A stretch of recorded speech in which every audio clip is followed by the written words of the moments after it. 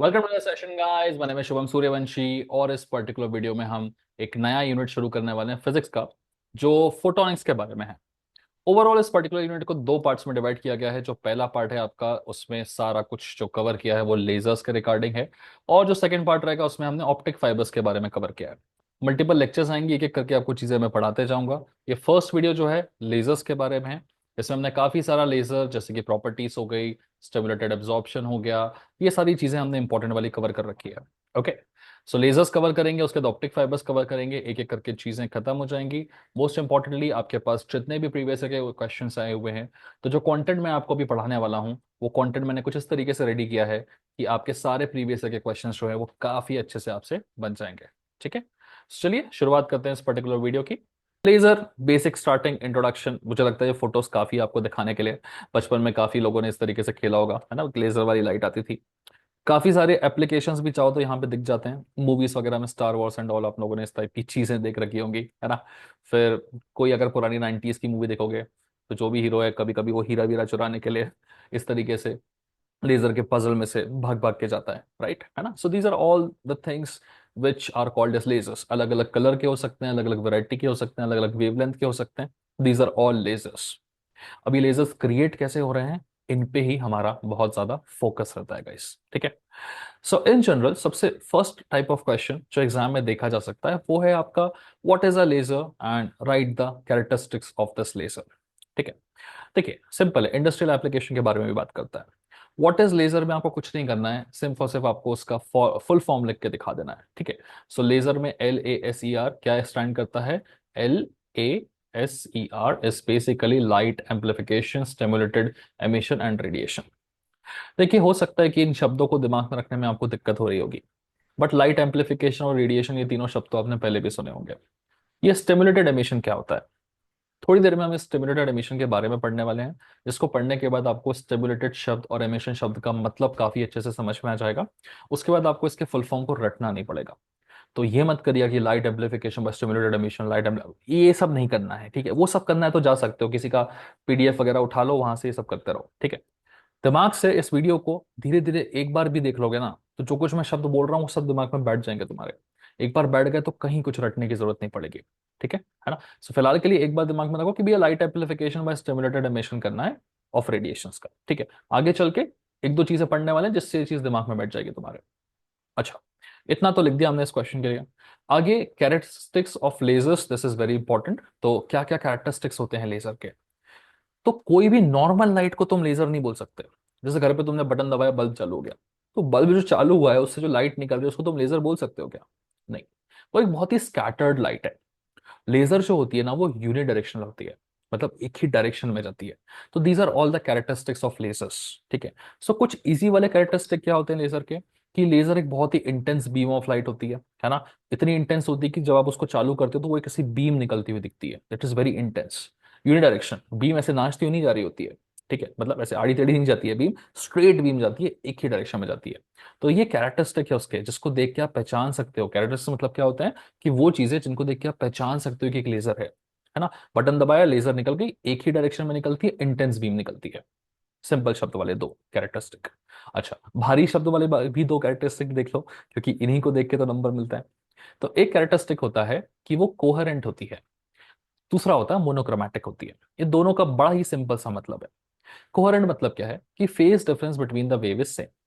देखिए laser is nothing but the combination of waves. ठीक है, तो इस तरीके से आपकी जो वेव्स है वो निकलती रहती है। पार्टिकल जो है वो किस तरीके से मोशन करता है? वेव के फॉर्म में मोशन करता है। अच्छा, मैं अगर अगली वेव बनाऊं और वो वाली वेव भी जहां पे इसका स्टार्टिंग है वहीं से हो रही है, जहां इसका टॉप है वहीं जा रही है, जहां इसका बॉटम है वहीं जा रही है, जहां इसका टॉप है वहीं जा रही है, मतलब जो ऊपर वाली वेव थी उसको पूरी तरह से फॉलो अप करेगी अगर ये नीचे वाली वेव, तो हम बोल सकते हैं कि फेज डिफरेंस जो है वो सेम है दोनों वेव्स का। ठीक है, लेकिन अगर ये जो नीचे वाली वेव है और ऊपर वाली वेव है ऐसे नहीं होती, मान लो कुछ इस तरीके से होती कि ये इधर गई और फिर ये ऐसे गई। ठीक है ना।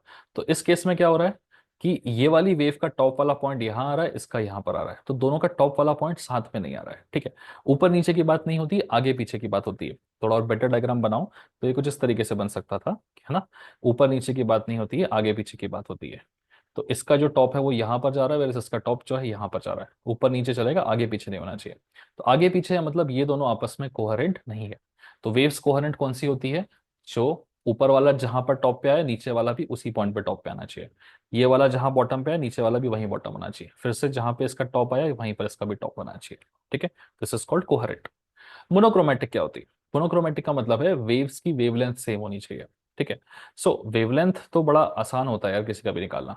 एक वेवलेंथ क्या होती है किसी वेव की? जैसे वेव यहां से शुरू हुई, यहां पहुंची, और यहां से शुरू की यहाँ, ठीक है। तो उसके एक स्टार्टिंग पॉइंट से लेकर एंड पॉइंट तक की लेंथ होती है वेवलेंथ। ठीक है ना? सो देखिए, वेव एक इस तरीके से बनी है, दूसरी वेव मान लीजिए थोड़ी छोटी बनी, ठीक है ना, कुछ इस तरीके से। ओके। सो दोनों ही वेव्स की वेवलेंथ सेम है, क्योंकि वेवलेंथ जो है वो पॉइंट टू पॉइंट मेजर की जाती है, उसकी कर्व की लेंथ से मेजर नहीं की जाती है। तो अगर दोनों वेव्स का स्टार्टिंग पॉइंट सेम है, दोनों वेव्स का एंडिंग पॉइंट सेम है, तो दोनों की वेवलेंथ सेम हो जाती है ना?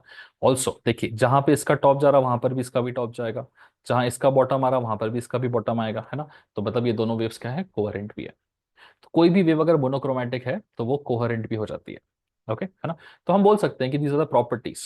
देखिए, इतना डीप डाउन लेंदी हो रहा है ऐसे मत सोचिएगा, एक ही बार सुनना है बस।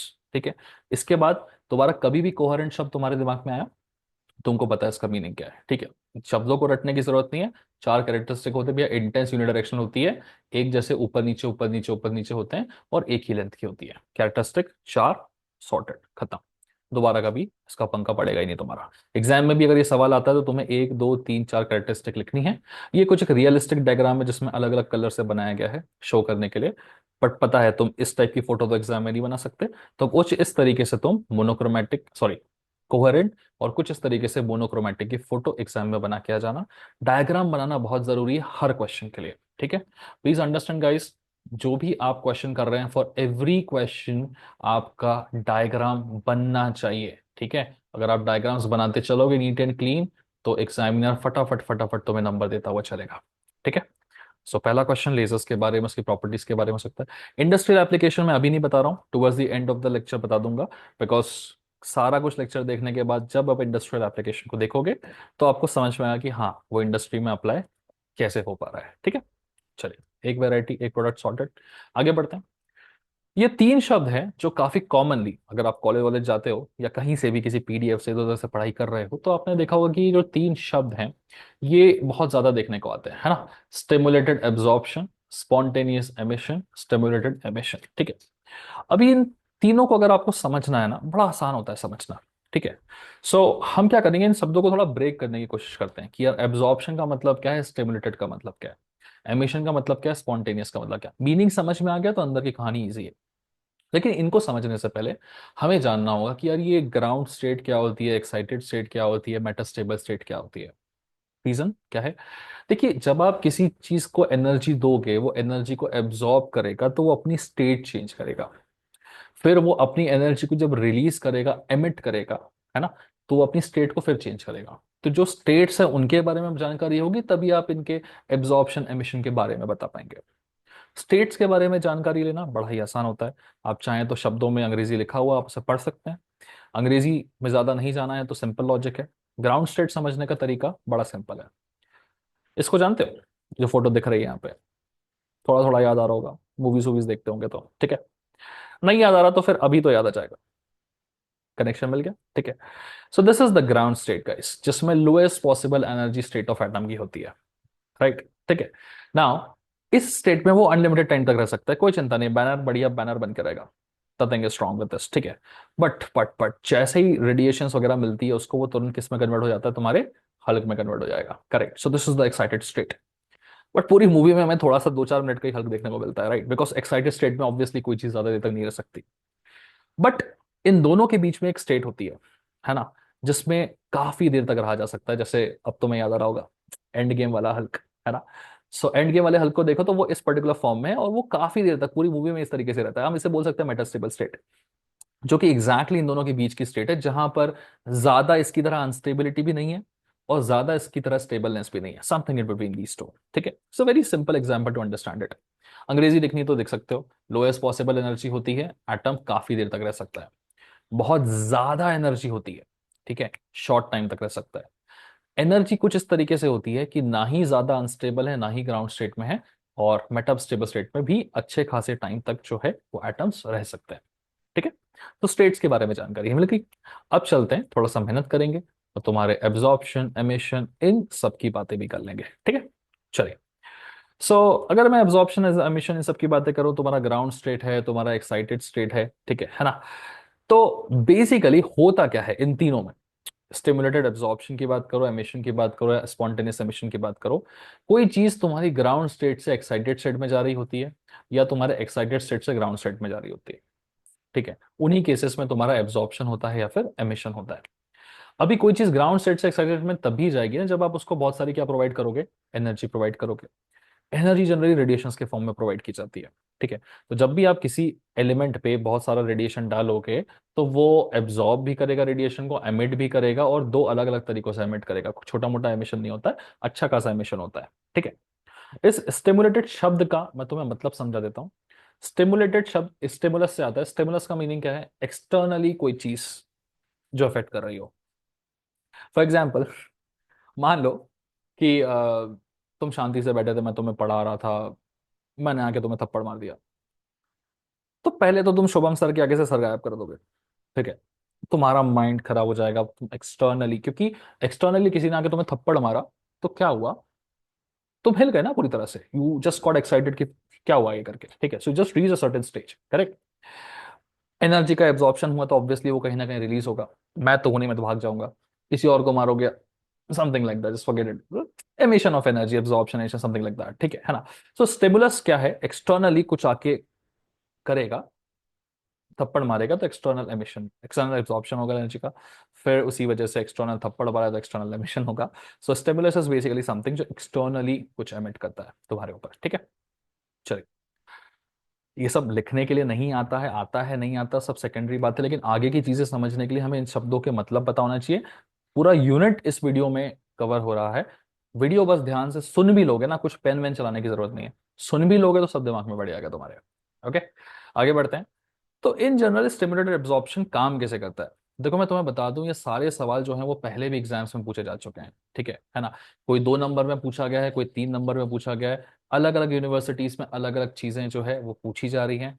फ्रैंकली जब ये एमिशन एब्जॉर्प्शन के क्वेश्चन पूछे जाते हैं, तो जनरली देखा गया कि ये तीनों क्वेश्चंस की डेफिनेशन एक साथ पूछी जाती है। ठीक है, और जनरली वो 3 मार्क्स के लिए पूछ लेता है, कभी कभी हो सकता है कभी कभी 5 मार्क्स के लिए पूछ ले, बट ये सब पूछता है वो। ठीक है ना। तो पता होना चाहिए क्या लिखना है, कैसे लिखना है, कितना लिखना है, वो भी तुम्हें दिखाऊंगा मैं, डोंट वरी अबाउट दिस। ठीक है, सो आगे है तुम्हारा नेक्स्ट, स्टिमुलेटेड एब्जॉर्प्शन। क्या होता है स्टिमुलेटेड एब्जॉर्प्शन। देखिए नॉर्मली जो एटम होता है बढ़िया तरीके से अपने ग्राउंड स्टेट में बैठा होता है। ओके, फिर तुमने क्या किया, रेडिएशन डाली, रेडिएशन डाली यहाँ बहुत सारे एटम्स में। तो रेडिएशन डालना इज बेसिकली लाइक कि तुम बहुत सारे फोटॉन्स उसको फेंक के मार रहे हो। ठीक है, तो रेडिएशन इंपार्ट करने का मतलब ये नहीं कि लाइट जला रहे हो वहां पे। लाइट जलाना, रेडिएशन डालना इज बेसिकली बहुत सारे फोटॉन्स को बम्बार्ड करना। ठीक है, तो तुम बहुत सारे फोटोन फेंक के मारोगे, तो जो इंसिडेंट फोटोन है वो आके एटम से टकराएगा, अपनी बहुत सारी एनर्जी लेके आ रहा है फोटोन, वो एनर्जी एटम को ट्रांसफर करेगा, एटम हो जाएगा एक्साइटेड। तो एटम कहाँ पहुंचे, ग्राउंड स्टेट से एक्साइटेड स्टेट पे। ग्राउंड स्टेट पे वो एक E1 एनर्जी लेवल पे था, वहां से वो एक E2 एनर्जी लेवल पे पहुंचा है। तो ये डिफरेंस उतना ही एनर्जी होता है जितनी एनर्जी इस फोटोन के पास होती है ना। तो मान लो इस फोटोन के पास में 1 जूल ऑफ एनर्जी है, तो वो 1 जूल ऑफ एनर्जी से E1 से E2 तक पहुंचे, मतलब इन दोनों की एनर्जी का डिफरेंस 1 जूल होगा। तो जितनी एनर्जी होती है उतनी एनर्जी फोटोन इसको दे देता है एटम को, एटम हो जाता है एक्साइटेड। ठीक है, तो एटम ने क्या किया, एनर्जी को एब्जॉर्ब किया, उसको बोलते हैं स्टिमुलेटेड एब्जॉर्प्शन। अब ऐसा तो नहीं लिख के आओगे कि फोटोन फेंक के मारा है, राइट। उसको एग्जाम में प्रॉपर तरीके से लिखना पड़ेगा। साथ ही साथ हमें ये भी बताना पड़ेगा कि यार ये जो प्रोसेस हो रहा है स्टिमुलेटेड एब्जॉर्प्शन का, वो किन चीजों पर डिपेंड करता है। 2 ही चीजों पर डिपेंड करता है।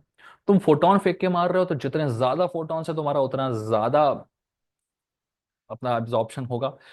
और दूसरा, कितने सारे ग्राउंड स्टेट पे एटम्स अवेलेबल है तुम्हारे पास, तो जितनी ज्यादा डेंसिटी होगी, ठीक है ना, उतने ज्यादा आपके एब्जॉर्प्शन होंगे, है ना। सो यहाँ पे जितने ज्यादा एटम उतना ज्यादा एब्जॉर्प्शन, यहाँ पे जितने ज्यादा फोटॉन्स उतने ज्यादा एब्जॉर्प्शन। सो इंसिडेंट फिल्म की डेंसिटी, मतलब यहाँ से फेंकने वालों की डेंसिटी, और number of atoms in the ground state, इन दोनों चीजों पे ही डिपेंड, 2 ही तो चीज है तो दोनों पे डिपेंड करेगा। ठीक है, चलो आगे बढ़ते हैं। नेक्स्ट है तुम्हारा, इस चीज को प्रॉपर अंग्रेजी में किस तरीके से लिखना है। तो सिंपल है भाई, कि if a photon having energy of E2 minus E1 is atom, ठीक है, एक फोटोन एक सर्टेन एनर्जी का एटम पे फेंक के मारा, सो एटम जो है एक्साइटेड हो गया, खत्म। हाँ, सिंपल लैंग्वेज में ये लिख दिया मैंने कि इस एनर्जी वाले से हिट करके मारा है एक एटम पे जो ग्राउंड स्टेट में था। एटम ने एनर्जी को एब्जॉर्ब किया है फोटोन की, और फिर वो अपने एक्साइटेड स्टेट पे पहुंच गया है E2 एनर्जी पे। इसी प्रोसेस जिसमें हम एक एटम को नीचे से ऊपर की एनर्जी पे पहुंचाते हैं, उसे हम स्टिमुलेटेड एब्जॉर्प्शन बोलते हैं। ठीक है, लिख लोगे, है ना? बढ़िया। ये दो चीजों पर डिपेंड करता है, एक फेंकने वाले फोटॉन्स पे और दूसरा वहां पड़े हुए एटम्स पे। ठीक है, फेंकने वाले फोटॉन्स पे और वहां पड़े हुए एटम्स पे।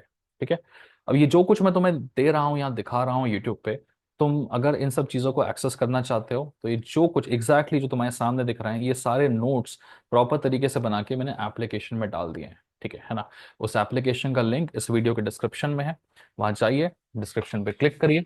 क्लिक करने के बाद में आप एप्लीकेशन पर डाउनलोड कर सकते हैं, वहां जाके फिजिक्स पे क्लिक कर दिएगा। इंजीनियरिंग फिजिक्स में आपको सारे पीडीएफ्स मिल जाएंगे, कोई पीडीएफ को लिए कुछ पे करने की जरूरत नहीं है। All the PDFs are free guys. ठीक है, तो सारे पीडीएफ्स जो है वो फ्री ऑफ कॉस्ट अवेलेबल है, उनको जाके आप एक्सेस कर सकते हैं। ऐप में ही एक्सेस कर पाएंगे आप। ठीक है ना? तो बाहर कहीं वेबसाइट वेबसाइट पे नहीं है, पर्सनल अपने मेहनत करके बनाया, एप्लीकेशन पर मिल जाएगा। ठीक है, चलो आगे बढ़ते हैं। स्टिमुलेटेड एब्जॉर्प्शन के बाद नेक्स्ट आता है आपका स्टिमुलेटेड एमिशन। ठीक है, अब ये स्टिमुलेटेड एमिशन क्या चीज है? देखो, अगेन, एब्जॉर्प्शन के टाइम पे हमारा जो एटम था वो ग्राउंड स्टेट पे आराम कर रहा था, हम फेंक के मार रहे थे फोटोन। स्टिमुलेटेड एमिशन क्यों बोल इसको स्टिमुलेटेड एब्जॉर्प्शन क्यों? कि हम बाहर से फोटोन फेंक के मार रहे थे, बाहर से स्टिमुलस दे रहे थे। ठीक है, स्टिमुलेटेड एमिशन में क्या होता है? एटम इस बार हमारा एक्साइटेड स्टेट पे आराम कर रहा है, पहले से हल्क बन के बैठा हुआ है वो। ठीक है, और हमने यहां से एक इंसिडेंट फोटोन फेंक के मारा। ठीक है, सो ऑब्वियस सी बात है कि अब चीज उल्टी हो जाएगी। अब ये एटम जो है वो अपनी एक्साइटेड स्टेट छोड़ के ग्राउंड स्टेट पे जाएगा। ठीक है, सॉरी, कुछ तब गया, हाँ। अब ये एटम जो है वो अपनी एक्साइटेड स्टेट छोड़ के अपनी ग्राउंड स्टेट पे आएगा। Okay, so this is called stimulated emission. Stimulated emission की सबसे बेस्ट बात पता है क्या है? सबसे बेस्ट बात यह है कि ये जो फोटोन है, इसने फोटोन ने एटम से टकराया, एटम एक्साइटेड स्टेट से अपनी लोअर स्टेट पे आया, ये फोटोन अपना चलता जा रहा है, ये नहीं रुकेगा। ये तो आया, एटम को टकराया, टकराने के बाद ये अपना अपना चलता जा रहा है, बढ़िया। ठीक है, साथ ही साथ नीचे आने की वजह से एक एक्स्ट्रा आपका फोटोन रिलीज होता है। जब भी आप स्टिमुलेटेड एमिशन की बात करते हैं, तो एक फोटोन तो चला आ रहा था टकरा के, एटम के हायर स्टेट से लोअर स्टेट में आने के टाइम पे एक और एक्स्ट्रा फोटोन रिलीज होता है।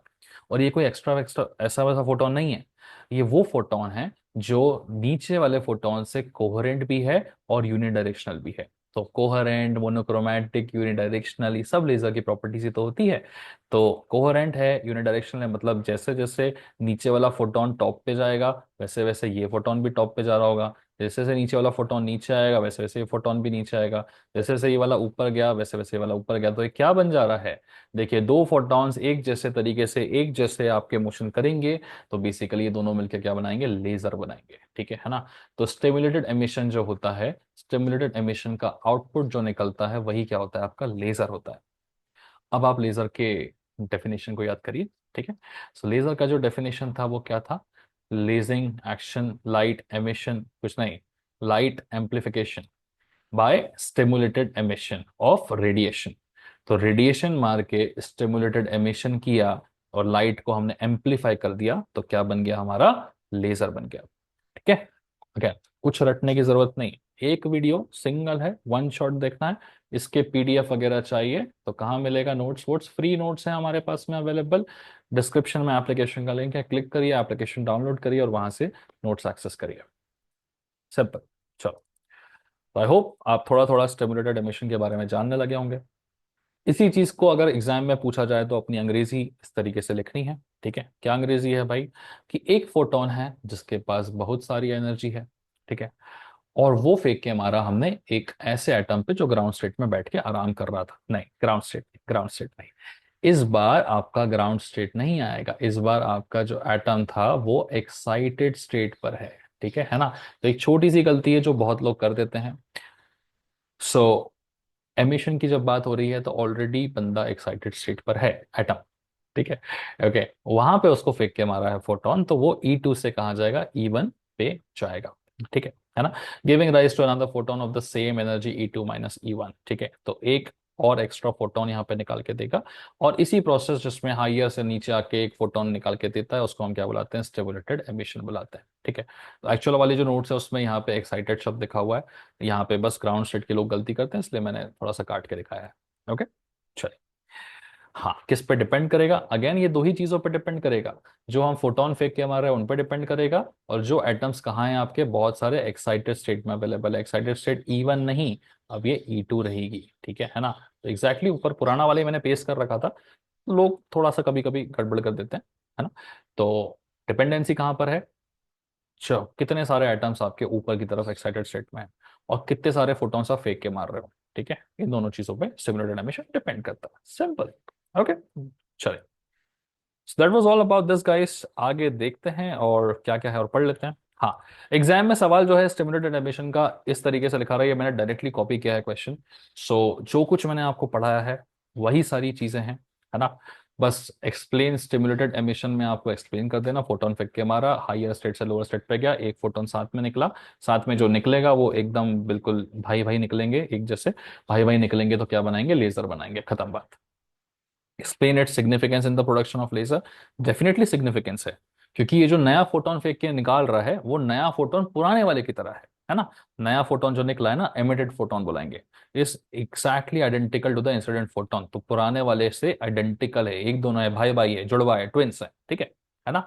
It has same frequency, same phase, same state of polarization. तो ये स्टेट ऑफ पोलराइजेशन ये शब्द बहुत लोगों को नहीं जानता, मत लिखो, नहीं काटेगा नंबर। ठीक है, अगर डायग्राम सही से बनाया है और कुछ हैवी शब्दों को नहीं लिखा है तो भी कोई दिक्कत नहीं। हमने बोला आइडेंटिकल फोटोन निकालता है जिससे लेजर बन जाती है, एक ही डायरेक्शन में ट्रेवल करते हैं, खत्म। ठीक है, process can be control from outside, बिल्कुल बिल्कुल, स्टिमुलेटेड एमिशन है, बाहर से स्टिमुलेट, एक्सटर्नली कैलकुलेट, है ना, स्टिमुलेट का मतलब होता है एक्सटर्नल। तो जितने अच्छा बीम मारोगे उतना अच्छा यहाँ से, सॉरी, जितना अच्छा फोटोन मारोगे तगड़ा वाला डेंसिटी का, उतना अच्छा लेजर निकलेगा यहाँ से। Okay, most important thing that happens is multiplication of photons. हाँ जी भाई, एक्स्ट्रा फोटोन निकलता तभी लेजर बनती है। जो निकल रहा है वो मोनोक्रोमैटिक, कोहेरेंट, यूनि डायरेक्शनल, ये तीन शब्द तो आपको हर जगह लिख रहे हैं, जहां पर भी लेजर से रिलेटेड कोई भी बात हो रही है या जहां पर भी फोटॉन्स बाहर निकल रहे हैं, तो ये तीन शब्द ऑलमोस्ट लेजर के हर आंसर में आने चाहिए, monochromatic, coherent, unidirectional and amplified beam, और ये उसकी प्रॉपर्टीज भी होती है, हमने स्टार्टिंग में देखा था। ठीक है ना। तो अगेन, नोट्स एप्लीकेशन में, एप्लीकेशन का लिंक ग्रुप के डिस्क्रिप्शन में, जाइए डाउनलोड करिए, सारे नोट्स को एक्सेस करिए, एक बार पढ़ लीजिए, काम आपका खत्म। इंपॉर्टेंट सवाल है, कई बार यूनिवर्सिटी पूछ चुकी है। ठीक है, आगे बढ़ते हैं। सो नेक्स्ट हम बात करने वाले हैं तुम्हारे स्पॉन्टेनियस एमिशन के बारे में। क्या होता है स्पॉन्टेनियस एमिशन, अभी अभी तो पढ़ा था, अभी अभी नहीं पढ़ा था, अभी अभी हमने क्या पढ़ा था, स्टिमुलेटेड एमिशन पढ़ा था। अब हम स्टिमुलेटेड नहीं पढ़ रहे हैं, स्पॉन्टेनियस पढ़ रहे हैं। फर्क क्या है, शब्द में फर्क है। स्टिमुलेटेड का मतलब होता है बाहर से कोई बम्बार्डिंग करेगा, सो बाहर से बम मार रहा है ये, ठीक है ना, वे पड़ोसी से बम मारते हैं, वैसे ये बाहर से बम मार रहा है, स्टिमुलेटेड एमिशन। ठीक है ना। लेकिन स्पॉन्टेनियस में कोई बाहर से बम मारने नहीं आएगा, है ना। सो स्टिमुलेटेड एमिशन में क्या होता है, देखिए, emission of photons when the atom makes transition from excited to the ground state. ठीक है, एटम पहले से एक्साइटेड स्टेट में था और खुद ही ग्राउंड स्टेट में आ रहा है। सो बहुत सारे केसेस में एटम्स जो हैं वो पहले से एक्साइटेड स्टेट में होते हैं। कैसे पहुंचा, कहां पहुंचा, उसका ज्ञान तुम्हें पीएचडी करने पे मिलेगा, जो तुम्हें करनी नहीं है। ठीक है, तो साफ बात है, पहले से पहुंचा था भाई, कहां से पहुंचा हमको नहीं पता, जाने दो उस चीज को। ऊपर बैठा हुआ था, ऊपर से नीचे की तरफ आएगा, कोई भी एटम जब ऊपर से नीचे की तरफ आता है तो वो फोटोन रिलीज करता है। ठीक है ना। बट द प्रॉब्लम इसकी एक ही फोटोन है भाई, हमें चाहिए दो फोटोन, क्योंकि अगर तुम लेजर बनाना चाहते हो तो लेजर एक फोटोन से नहीं बनती है। अगर दो फोटोन निकलते हैं और दो फोटोन एक जैसे निकलते हैं, है ना, भाई भाई, दो दो ट्विंस निकलते हैं, तब लेजर बनती है। अगर एक ही फोटोन निकला है तो लेजर बनेगी क्या, नहीं बनेगी। तो स्पॉन्टेनियस एमिशन की वजह से तुम्हारी लेजर बनती है क्या, नहीं बनती है। और लेजर का जो फुल फॉर्म है उसमें भी आप देखिएगा कि स्पॉन्टेनियस एमिशन नहीं है, it is light amplification by stimulated emission. जब आप एक्सटर्नली स्टिमुलेट करते हो, है ना, एक्सटर्नली आप बम्बार्डिंग करते हो, बाहर से बम मारते हो, तब लेजर निकलती है, अंदर से बम मारोगे तो लेजर नहीं निकलेगी। ठीक है, स्पॉन्टेनियस एमिशन में लेजर नहीं निकलती है। इसीलिए आप पूछोगे कि भैया प्रोसेस किस किस पे डिपेंड करता है, बाहर कोई है ही नहीं बम मारने के लिए, तो फिर independent of the outside circumstances. ठीक है। It is random in character because photons emitted in this process moves in different directions and they are incoherent। ठीक है, सिंपल बात है, जो फोटोन निकल रहा है वो आड़ा टेढ़ा निकल रहा है, भाई भाई नहीं है, सौतेले भाई दूसरे के दुश्मन है ये। ठीक है ना, कोई लेजर वेजर नहीं बनाने वाले ये। ठीक है, this is spontaneous emission. Okay, I hope समझ में आ चुकी होगी। कुछ नहीं तो भी जो सुन रहे हो ना आप, उस चीज को बस एक बार सुनते चलो, सुनते चलो। एग्जाम में भी थोड़ा सा आंख बंद करके याद रखोगे ना मेरी बातें, मैं बोलता हूँ सुना दूंगा तुमको, शब्द वहां पे आ जाएंगे लिखने के लिए। ठीक है, आगे बढ़ते हैं। और फिर एक बहुत इंपॉर्टेंट सवाल है जो मैंने कई बार देखा गया यूनिवर्सिटी डाल देती है। So this is difference between spontaneous and stimulated emission. Difference क्या है भाई? एक ही डिफरेंस है भाई, स्टिमुलेटेड बाहर से बम मारेगा, स्पॉन्टेनियस खुद ही बम बना के बैठा हुआ है। ठीक है ना। तो जो स्टिमुलेटेड एमिशन होता है उसमें number of atoms in the ground state as well as number of incident photons दोनों पे डिपेंडेंसी होती है। क्यों? क्योंकि बाहर से कोई बम मारेगा, अंदर वाले एक्साइटेड होंगे और फिर बम बम मार के बम बढ़िया लेजर निकलेगी यहाँ से। ठीक है। स्पॉन्टेनियस में पहले से एक्साइटेड में बैठे हुए हैं, फिर ये एक्साइटेड से लोअर पे आएंगे तो बाहर वाला का कुछ है नहीं लेना देना, जो है वो अंदर ही अंदर काम चल रहा है। ठीक है। सो डिपेंडेंसी सिर्फ और सिर्फ एक्साइटेड स्टेट में प्रेजेंट एटम्स पे होती है when it comes to stimulated emission, sorry spontaneous emission. Stimulus बाहर से मारा, मतलब डिपेंडेंसी बाहर वालों पे भी होगी, अंदर वालों पे भी होगी, लेकिन अंदर के ग्राउंड स्टेट वालों पे होगी। ठीक है, यहाँ पे अंदर के एक्साइटेड स्टेट वालों पे डिपेंडेंसी होती है। ठीक है, कितने ज्यादा एक्साइटेड बैठे हुए हैं ये लोग, है ना। ठीक है, चलो। सो आई होप इसको तुम समझ चुके होंगे बढ़िया तरीके से, है ना। आगे आगे बढ़ते हैं, बढ़ते हैं, आगे बढ़ते हैं। ठीक है, पॉपुलेशन इन्वर्जन भाई बढ़िया, बहुत बढ़िया सी चीज है ये।